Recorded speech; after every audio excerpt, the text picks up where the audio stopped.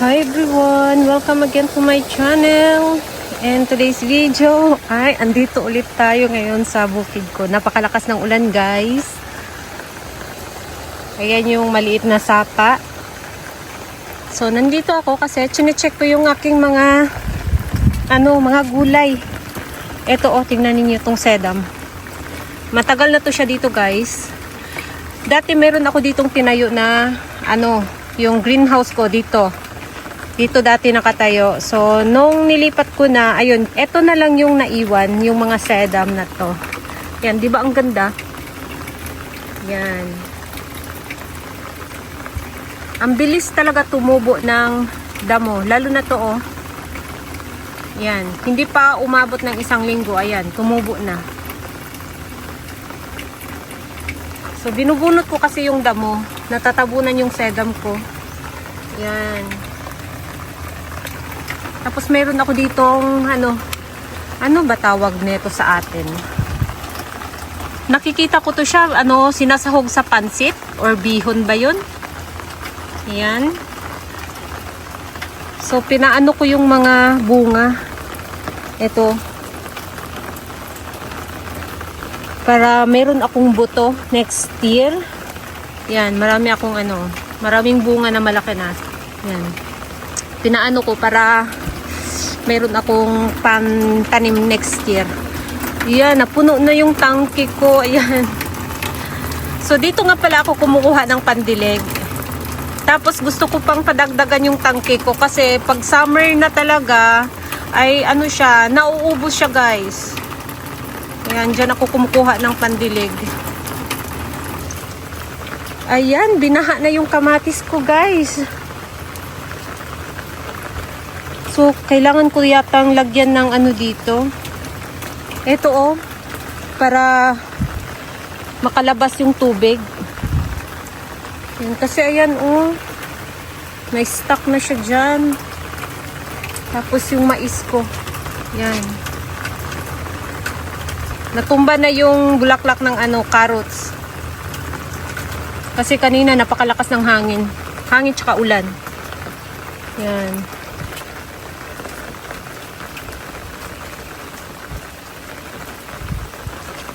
So, yung sa dulo, mga sibuyas nga pala yan. Yan, na-stock na yung tubig. Yan, may mais ulit ako dyan. Tapos, yung ko, tingnan nga natin kung may siya. Parang hindi yata nabuo yung bunga kasi nga, na-wash out yung pollen. Yan, may mga bulaklak siya, tsaka may mga maliit na bunga. Pero hindi siya makapag-pollinate kasi nga umuulan. Nawawash out yung pollen. Ito, mga chives. Yan. Yung nilalagay sa kimchi na dahon na parang sibuyas, pero malapad. Ayan yan. Ayan. Mga chives. So, punta tayo dito sa sa main greenhouse ko. Mayroon nga pala akong pinaulanan. Ito, pinaulanan ko. Yan, yung mga kinatings ko. Bisitahin muna natin yung ko. Ito. Tingnan natin. Ayan, tumatalsik yung mga ayan. Tumatalsik yung ulan. Ayan. Nabasa sila. Pero okay lang, hindi naman masyadong Ayan. Dito rin. Tingnan natin. So, ayan guys. At meron ako ditong saluyot. Ayan yung mga saluyot ko guys. Tapos, ay, ang laki ng dahon ng ko. Ayan. Ano nga ba yun? Alugbate? Alukbate? Ayan.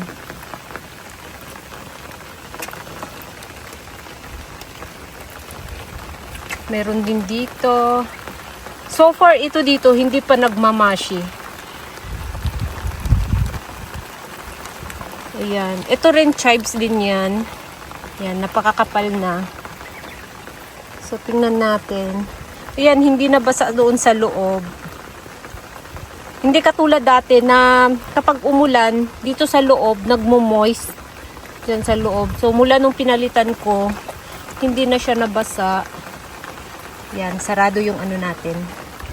May gumagapang na snail. Tanggalin natin para hindi makapasok. Yan. So, ayan, pasok tayo.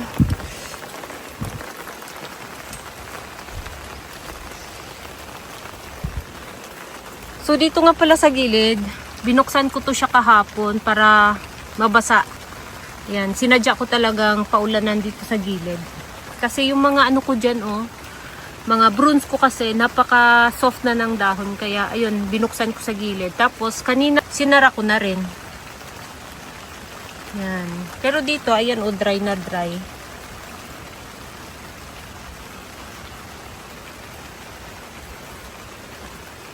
So, i-check ko nga pala dito sa likod kung okay lang dito. Ay, okay lang. Hindi naman pumasok yung tubig. Yan. Okay lang siya, guys. So, nag-bloom na nga pala, Ayan, nag-bloom na siya, guys. Ang pangalan niya ay si Rupestres. Ayan. Nag-bloom na. Ang cute ng, diba? Sobrang cute ng bulaklak. Tapos si Tom Thumb, ayan, nag-bloom na rin siya. Sobrang cute ng bulaklak niya. Yan, para siyang bouquet.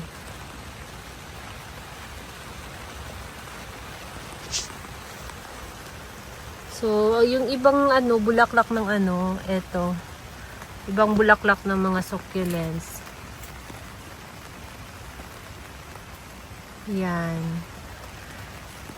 Ito patayo. Graftoberia. Patayo yung bulaklak niya. Tapos ito naman si Ben Buddies. Yan, parang yung bulaklak, Ben.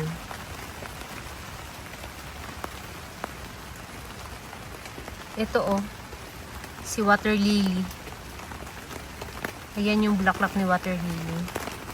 So, halos yung mga succulents ko ay walang mga bulaklak kasi tinatanggal ko. Tapos yung diniligan ko, ayan, 2 days na. After ko silang diligan. At sobrang tigas na ng dahon, guys. Yan. So, ito, kailangan kong tanggalin yung mga, mga dry na flower stalk kasi nagkakaroon siya ng mga molds. Yung mga itim na molds. Yan. Dito sa dulo. Ito ayan. Nagkakaroon siya ng molds. So, minsan, yun yung dahilan na nagkakasakit yung ating mga succulents. Kasi nga, siya, kumakalat siya doon sa mga succulents. Para siyang alikabok. Yan. Ito meron Yan. Merong namuong molds. Ito rin. So, kaya kailangan tanggalin natin kapag na siya, dry na siya. Yan, may langgam. So, yung mga ko, takasago no ukina ko. Ito nga pala ay sari-sari. May takasago no ukina, tsaka yung isa na party dress ba yun? Etong sa harap, takasago no ukina. Yan. Itong tatlo. Tapos ito naman, party dress. Diba? So, ito nga pala siya ay ito siya. Ito nga pala. Ayan. Ito siya. Yan. The same lang sila, guys. Ito. Tsaka ito. So, may pangalan siya. Saan na yung pangalan? Nawala na, guys. Yung pangalan. Yan. May pangalan to. Yan, nawala na. Eto. Nandito yung pangalan. Ayan. Party dress. At mayroon na naman akong bagong malaking dito. Si Rejoice. Yan. Nagpapalaki ulit ako ng Rejoice kasi napakaganda ng Rejoice kapag malaki. Yan. So, ibalik natin to si party dress. Ang ano ko nga pala mga ellen ko, ang taba ng dahon. Pero yung nasa ginawa kong garden, mas mataba yun guys, kaysa dito. Yan. So ibalik natin to siya. So dito nga pala sa loob, kasi kahit umuulan or makulimlim, maliwanag siya. Kasi nga, yung ano ko is puti. Yung ginamit kong UV cut. Kaya maliwanag diba? Napakaliwanag. So ito nga pala, galing to sa bahay. Dinala ko na naman dito kasi gusto kong iripat nga. So yung nakaraan na dinala ko na galing din sa bahay, ito. Naripat ko na. Napalitan ko na ng bagong lupa. Yan. Tapos ito, galing din siya sa bahay. Pinag-swap ko yung yung nairipat ko na last year, yung nandito, dinala ko sa bahay. Tapos ito naman yung dinala ko dito para mapalitan ko ng bagong lupa. Yan. So ngayon sana magpalit ako ng bagong lupa kasi nga wala naman akong magawa sa garden ko, kundi ayan. Nagche-check lang ako sa mga gulay ko kung okay pa ba sila. Kung hindi ba sila na kasi kanina malakas yung hangin. Baka natumba na sila. Masira kasi yung dahon kapag naputikan. Magkakasakit sila. So ito nung winter napakapula nito. Itong nandito. Ito siya, napakapula. So ngayon ayan na yung hitsura guys. Nag-iiba na yung kanyang kulay. Yan. So baka nagtaka kayo bakit ang dami kong mga succulents na nakatanim sa mga ganitong pot. Ayan, mga ganitong pot. Kasi nga, ginagawa kong pang-arrangement. So kapag nag-arrangement ako, ayan, gusto kong pumili lang dito. Or kung gusto kong gumawa ng garden, ayun, pumipili lang ako dito. Kasi kung yung mga mga gagawin kong mga pang-arrangement ay bibilhin ko pa, medyo na siya, medyo magastos na ba kumbaga. So, ang ginagawa ko, nagpo-propagate ako ng maraming succulents. Kasi, hindi naman lahat ng succulents ay parang nagtatagal, ayun. Hindi naman sila lahat nagtatagal. So, mayroon talagang nag-goodbye. Tapos, kailangan mo rin siyang palitan. Ayan. Kaya, marami ako mga ganito. Marami ako mga pinropagate. So, ngayon, kung napansin niyo hindi ako nag-a-upload ng mga video na mga unboxing or may bago akong binili. Napakabihira lang kasi nga bihira lang din akong bumibili ng succulents ngayon. Nung umpisa, siguro first year ng nag-succulents ako, ayun, lagi akong bumibili. Pero hindi pa ako nagbi-video nun. Tapos, ayun, pinaparami ko ng pinaparami. So, kung napansin niyo pabalik-balik lang yung mga succulents ko. Yan. So, maganda kasi tingnan kahit lang sila, the same lang yung hitsura kasi kahit the same sila na variety, nag-iiba yung mukha. So, depende na lang talaga yun sa ginamit mong lupa at saka sa sa temperature, sa weather ninyo. Ayun, depende na lang yun. So, ito yung mga baby na mga cuttings ko dati. Ayan na yung hitsura guys. Ang laki na. So, gusto ko siyang tanggalin dito.